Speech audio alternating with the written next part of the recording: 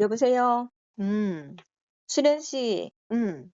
혹시 우리가 지지난번에 올린 영상에 어. 어떤 분이 길게 댓글 남긴 거 봤어? 봤지.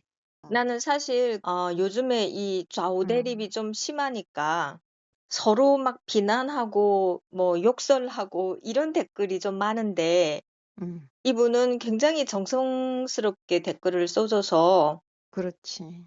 그냥 어. 무시하지 말고 우리가 이분의 내용에 대해서 좀 생각을 얘기해 보면 어떨까 그런 생각이 좀 들더라고. 그 좋지. 첫 음. 번째는 "한국에서 국민들의 인식상의 이념 논쟁은 이미 끝났다."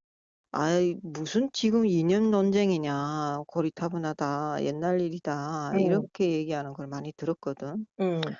근데 북한 자체가 지금 개방도 안 하는 지금 현실도 있고 음. 이념이 끝났다고 막 단정할 근거는 없다는 거지. 음. 그러니까 지금도 선거 때만 보더라도 6.25 전쟁이나 뭐 어쨌든 그렇게 힘든 시절을 겪은 세대만이 지금 보수를 찍지 않소? 음. 그러니까 심각한 육체적 공포 같은 거를 겪지 않고 지금 젊은 세대들은 또 그렇게 순수하게 자랐지 않소? 그러니까 음. 올바르고 정직하고 그 모범적인 뭐 '인간이 되어야 한다.' 뭐 이런 어. 사회적 분위기가 있단 말이야 지금 세대는. 그렇지. 그러니까 그런 제 세대에 좌파 선동이 쉽게 뭐 뚫릴 가능성이 크다 나는 보고 있어. 음. 그러니까 정보를 많이 알고 지금 세대가 다르다고 하는데 음. 정보를 알고 지식을 아는 거랑 실제 현실은 다른 완전 다른 문제라고 보는 거지. 그러니까 음.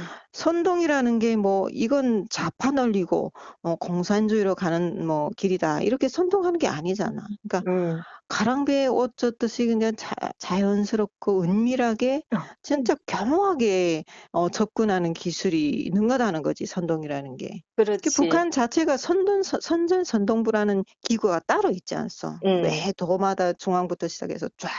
그러니까 선동의 중요성을 엄청나게 중요시한다는 거지. 그렇지. 음. 근데 다행히 이번에 그 윤석열 대통령이 음. 계엄령을 발동한 이후에 음. 젊은 세대들이 국가 위기를 느끼고 많이 어. 깨어났어. 그래서 뭐 계몽령 다행이네. 시대 계몽령 음. 세대라고 표현도 하는데 나는 이분이 인식상의 이념 논쟁이 끝났다고 하는 게 구소련도 해체됐고 동유럽도 음. 해체됐고 음. 그다음에 뭐 우리가 눈에서 뻔히 보이게 북한이나 음음. 쿠바, 중국, 베트남 이렇게 대표적으로 사회주의 국가라고 할 만한 나라들이 못 살거나 아니면 간판 바꿔 가지고 개혁 음. 개방하거나 이렇게 변했기 때문에 공산주의와 자본주의 뭐 이런 논쟁이 끝났다는 거야. 근데 이게 음. 얼핏 들으면 이념 논쟁이 끝났다고도 그렇지. 말을 할 수 있는데 어. 사실은 공산주의 이론이라는 게 교묘하게 간판 자꾸 바꾸잖소. 그렇지. 그게 문제인 거야. 음. 그래서 공산주의 이념이라는 거는 또 다른 이름으로 우리 사회의 음. 이념을 지배하는데 대표적으로 이 음. 개인에 대한 존중이 공산주의 이념에는 없거든. 그렇지. 음. 음. 그러니까 개인의 재산을 어떻게 침탈해도 국민들이 음. 그거를 감지를 못하는 거야. 그거를 뭐 음. 복지라는 이름으로 할 수도 있고 그다음에 기본소득이란 이름으로 할 수도 있고 그렇잖아. 맞아. 근데 그 음. 돈이 어디서 나오냐? 음. 부자들한테서 빼앗겠다는 거야. 소득이 높은 사람들한테서 빼앗겠다는 거야. 음. 또는 무슨 어떤 강제적인 기부를 통해서. 음. 이게 다 사실은 개인의 재산권을 침해하는 그렇지. 거거든. 어. 그 누구도 부자든 가난한 사람이든 그 사람의 고유한 재산은 누구도 침해할 권한이 없다는 게 자유주의의 기본 정신인데 음. 구분이 안 되는 사람들은 그것도 괜찮고 이것도 괜찮다라고 보는 거야. 음. 그러니까 나는 이념 논쟁이 끝났다는 이런 생각을 하는 음. 게 음. 좌파들이 전형적으로 내거는 하나의 그 이념 음. 논쟁 물타기를 하는 그런 음. 수법이다. 이 음음. 사람은 거기에 빠진 것 같다. 이런 음. 생각이 드는 거예요. 음. 그리고 음. 두 번째로 나는 이런 대목이 또 걸리더라고. "중국과 북한하고 사이가 좋으면 불안하다고요? 그건 그저 우리나라를 위한 대외 전략이지 그쪽 체제를 동경해서 그러는 거는 아닙니다." 그러니까 말이 좋지. 그러니까 그게 정부의 대외 전략인지 진짜로 그러니까 음, 북한 당국과 손을 잡는 건지 뭐 단정할 만한 근거가 없다는 거예요. 음, 그 대외 전략에 대해서 지금 말하는데 거기에 대해서 좀 얘기하자면 전략에 있어서 그 북한을 못 따라가. 여기 어, 와서 내가 남북 협상이나 이런 걸 종종 봤을 때 남한 쪽이 항상 패배한 사실이 너무 많거든. 북한은 그런 협상의 주도권을 어떻게 하면 자기네 쪽으로 돌릴 수 있을까라는 그 눈만 뜨면 그런 연구를 하는 게 따로 있단 말이야. 그렇지. 그러니까 그런 연구만 하는 사람들을 이길 수 있냐고, 어, 당할 수 있냐고. 공산국가 같은 경우는 외교 파트도 어느 음, 한 나라, 어느 한 지역이면 그 사람은 평생토록 그 지역과 그 나라만 그렇지. 연구한다는 거야. 근데 그러니까. 한국은 정권 바뀔 때마다 기본 정책이 다를 뿐 아니라 그 음, 일관되게 그 한 가지 정책을 밀고 나가고 실천했던 인재가 없다는 거지. 음, 음, 그러니까 그쪽 전략에 넘어갈 수밖에 없지. 또 하나는 미국하고 한국은 아주 중요한 상호 방위 조약을 가지고 있는데 특히 음, 한국의 입장에서는 미국과의 이 상호 방위 조약이 다른 나라에서 한국을 바라봤을 때 아, 미국과의 관계가 튼튼하기 때문에 이 나라는 분단돼 있는 나라고 휴전 상태인 나라임에도 불구하고 그래도 안전하다라는 그런 믿음이 있다고. 음, 최소한 안보에 대한. 근데 지금 상호 방위 조약에 가장 모순되는 게 뭐냐면 한국이 중국이나 북한하고 관계를 밀접하게 하는 거야. 미국은 이거를 원하지 않거든. 음, 근데 민주당은 그런 개념이 없다라는 거예요. 거기에다가 지금 이재명이라는 이 인물은 벌써 집권한 지 며칠이 안 됐는데 미국 대통령도 바로바로 전화를 안 해주고 그 음, 벌써 외국에서 봤을 때 부정선거로 당선됐다 이런 여론도 당연히 있지만 이 사람은 자유국가들과의 외교 관계를 중시하는 사람이 아니라 음, 중국이나 북한, 러시아를 중요하게 자기 어떤 외교 그 어, 협상 파트너로 생각한다라는 거지. 한국이 만약 이런 식으로 외교를 하고 음, 중국하고 북한에 대해서 이렇게 접근해 나가면 미국과는 관계가 멀어지고 일본과 멀어질 뿐만 아니라 한국 운명이 아주 위태하다. 음, 그리고 국제사회에서 신망이 떨어지고 아무도 쳐다보지 않는 변방 국가로 전락하는 거는 그냥 순간일 거다. 이런 생각이 음. 드는 거예요.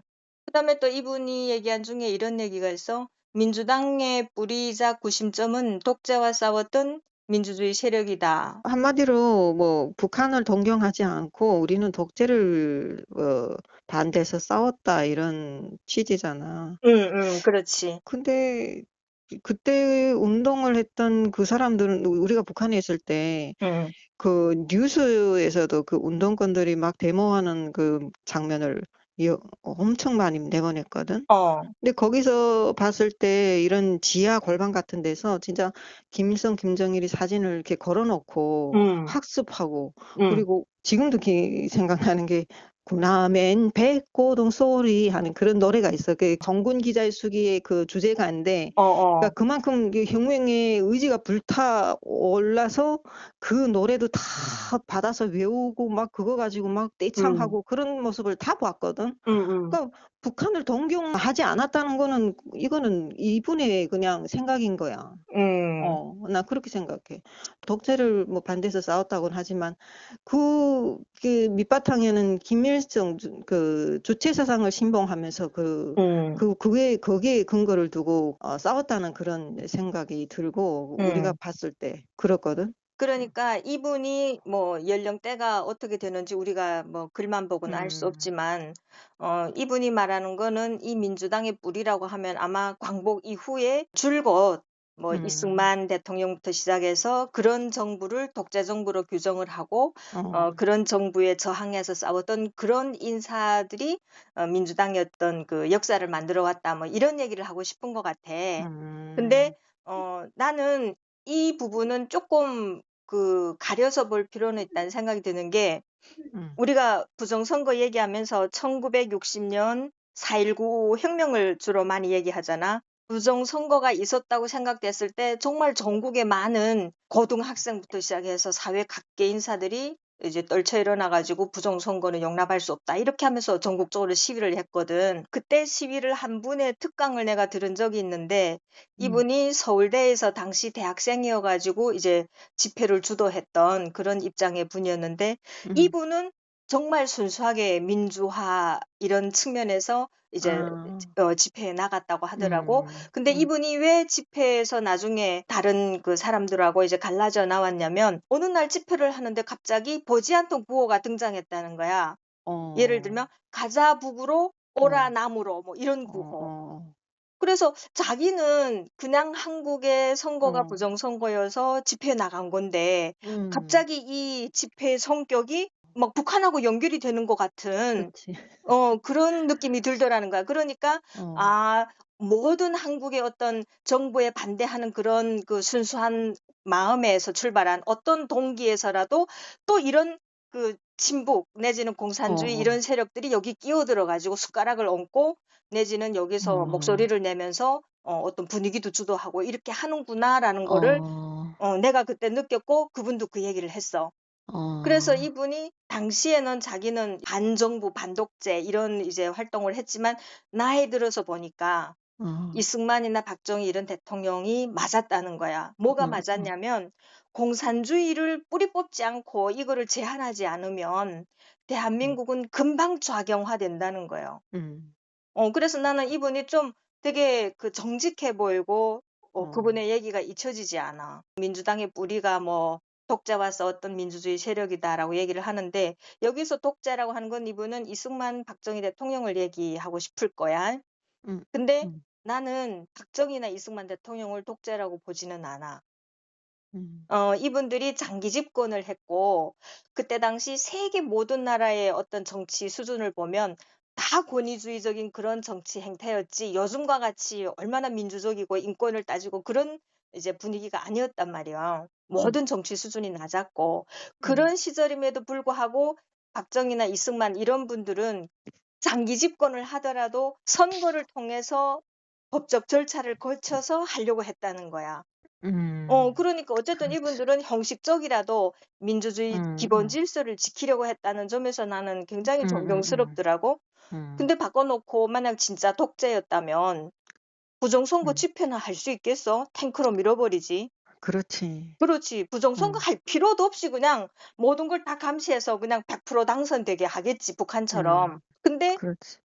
이승만 대통령은 부정선거 있다고 막 집회가 일어났을 때 처음에는 진압을 했지만 음, 나중에는 무력 진압을 반대하고 본인 스스로가 하야했단 말이야. 음, 근데 나는 이승만 대통령의 그 옛날 그 영상 중에 정말 내가 가슴 뭉클하고 좀 감동했던 장면이 있는데 집회에 참가했던 사람들이 아마 진압하는 과정에서 좀 다친 사람들이 있었어. 음, 근데 이승만 대통령이 이 젊은 대학생들을 병문안을 갔더라고, 병원에. 맞아, 맞아. 그, 그거 봤어, 나도. 음, 병문안을 간 자체가 신선했고, 이제 이분이 그때만 해도 이미 연세가 많으셨으니까 할아버지잖아. 음, 근데 눈물을 글썽이면서 장하다, 장하다 이러는 거야. 음, 데모를 한 학생들한테 그래, 대통령 부정 선거했으니까 내려오십시오 하고 데모했던 그 학생들한테 어, 장하다, 장하다 이러더라고. 그래서 내가 아, 이승만 대통령이 당신이 20대 시절부터 음, 독립적인 이제 국민 정신이 있어야 된다. 그거를 강조했는데, 진짜 이렇게 불의에 참지 않고 정신이 깨어있는 이런 국민들을 보게 돼서 굉장히 한편으로는 당신이 이제 내려가야 되니까 마음이 착잡했을 테고 또 한편으로는 좀 어찌 보면 위로가 되지 않았을까? 당신이 꿈꾸었던 미래 세대가 이제 장한 일을 한 거잖아.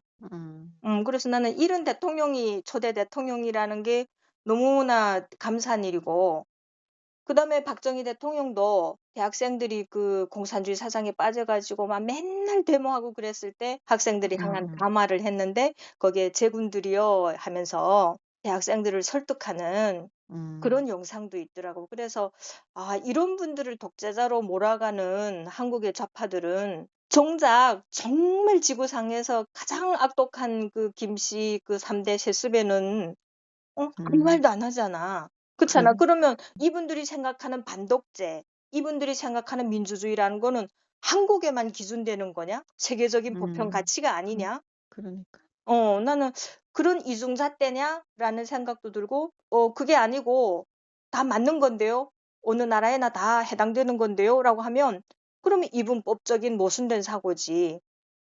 음, 모두가 다 정말 순수한 민주주의가 아니고, 아까 수련 씨 말했던 것처럼 골방에 들어앉아서 공산주의 음, 사상 공부하고 김일성 그렇지. 만세 부르는 이런 세력들이 아주 많았다는 거, 음. 그런 거 알았으면 좋겠다는 생각이 들어.